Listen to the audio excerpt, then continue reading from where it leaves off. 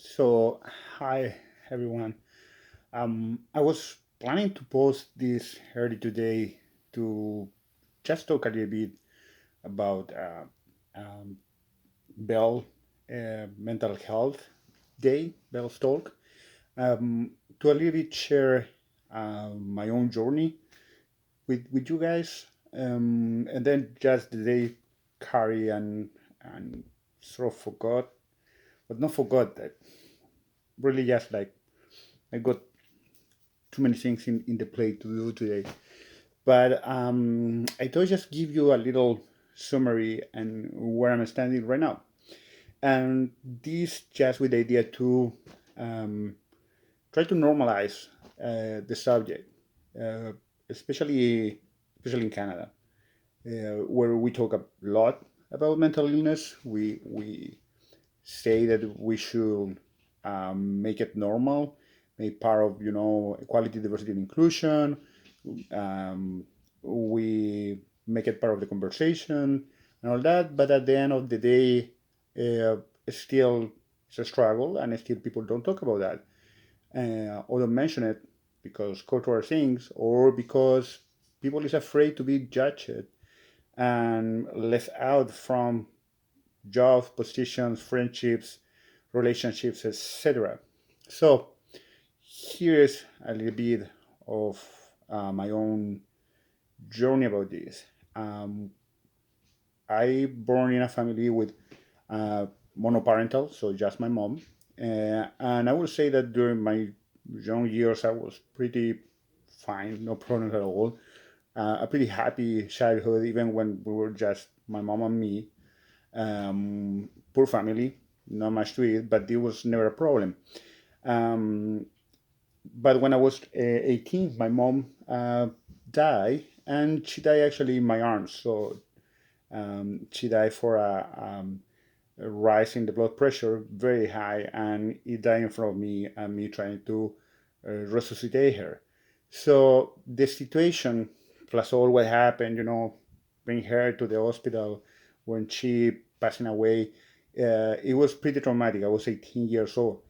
So this originated a long process of struggling, and I was alone. So this carry depression, carry PTSD. Uh, you can imagine that such event could have a high impact in your life, and especially after that when you get to be alone. I was in that time in Chile. Even when I have all my life, I have had friends. It is hard to explain someone when you lost someone and under those particular circumstances. So it was very hard. Um, I deal with the consequences of this terrible moment in my life for more than 10 years, where I will feel, my hand getting cold and have these flashbacks of the hand of my mom getting cold in my own hand and nightmares for a long, long time. Then we add to this the fact I was in the closet, so I have tons of problems coming from a country like Chile, where in that time we're talking about 20 years ago, it was not as normalized as it is today, even when today it still is a problem. So that combined being alone, it was really difficult. Um, so my situation with my own struggles are more related with things that had happened in my life, at least until that point. Strong, hits from life, still here, still very happy. But at some point when I moved to Canada, another phenomenon started to present in my physiology, which was winter. Winter has a strong effect in my mood. I have seasonal affective disorder, so every single winter, I will have this struggle, this anxiety, this sadness, which is gonna be just terrible. And this was, I've been 12 years here, and for the first 6, 7 years, I didn't know what was happening, so it was just like coming those time of darkness where my mood will just go to hell, and I would be extremely sad. And then the rest of the years until now has been trying to find a way to get out of the cycle, um, which mixed with circumstances of my life make everything, amplify and more dramatic and complex. Plus, I'm Latin American, so I'm very much about emotions and about to feel things. Well, what I wanted to share with about all this is that in some point, I thought it was important to start to look for help. And I'm being always very open about my situation because I don't want, to be categorized as someone that is weak or something or have problems.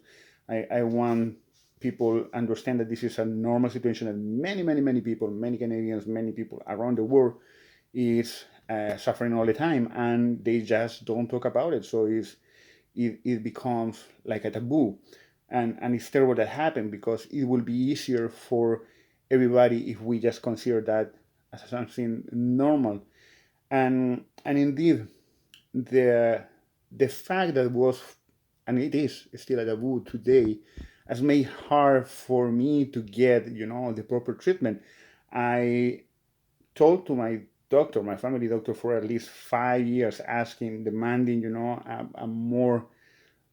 a better solution for this. And over, the solution was just send me to the psychologist, to the psychotherapist, to talk with the person, knowing that I know exactly what my problems in life are.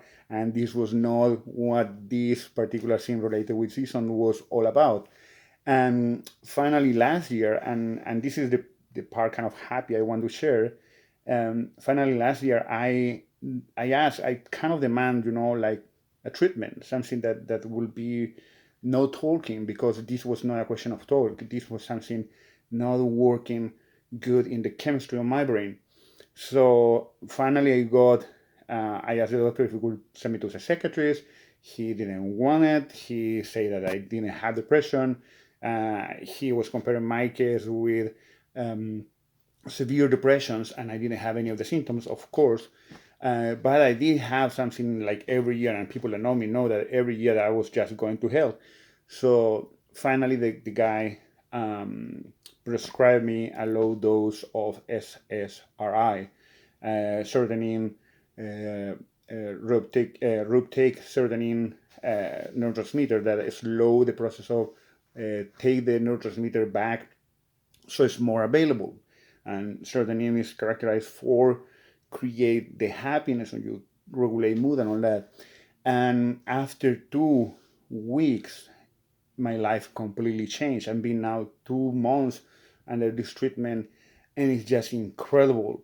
The sensation and the feeling that things are working and I'm happy and I'm exactly like I used to be before to come here, even before the pass away of my mom. So um, it is so refreshing and so fantastic to feel myself again.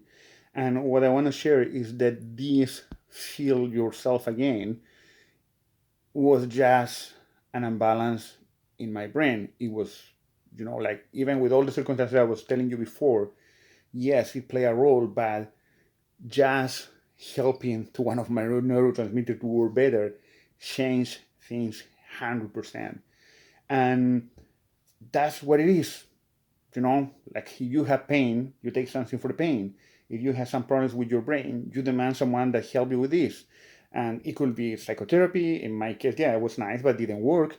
It could be a medication, which in my case is working really good. It could be, if your case is more severe, more radical therapies, like even, electroshock. But all these kind of things are available and are being studied and are there, and we have to talk about them so people stop to be afraid to be judged for the need to use medication to control the situation.